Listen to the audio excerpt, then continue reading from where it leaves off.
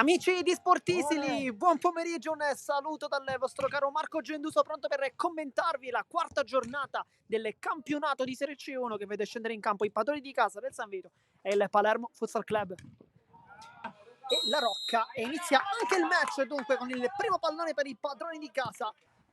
Di Chiara per Nicchia, può calciare, non inquadra la porta Alessandro Nicchia, ma questa era veramente un'occasione gigantesca.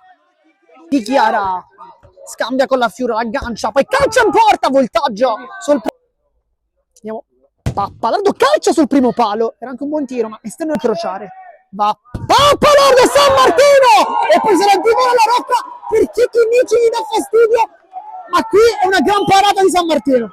Faranna addosso alla Cicchinici, sbaglia tutto, dice vuole avanzare e poi voltaggio con il piede, esce piede incollato sulla linea, lotta su tutti i palloni, poi Nicchia, questa volta è fallo, poi Lopez calcia ed è vantaggio e poi fallo di Lopez su Faran. Gioco di movimento, Nicchia calcia ancora, Alessandro Nicchia 1-0, non è perfetto voltaggio, la palla è entrata, l'abbraccio con i compagni in panchina e poi il cuore verso la telecamera, 0-1, l'ha sbloccato il Palermo, lo fa adesso.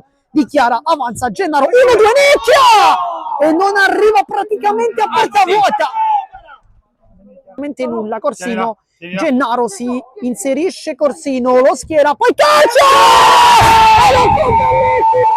Gianluca Corsino e poi la dedica è per il papà.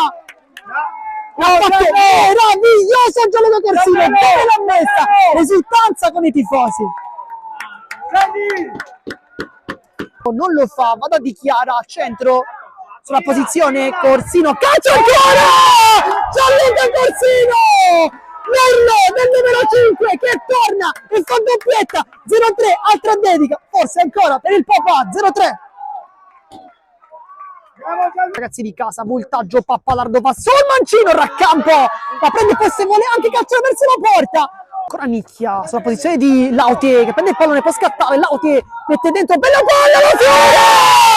Il capitano mette la Fiora, ma grande palla di Monderleti che si presenta così col nuovo pubblico, con la nuova squadra, con un meraviglioso assist ed è 0-4. Raccampo, Randazzo,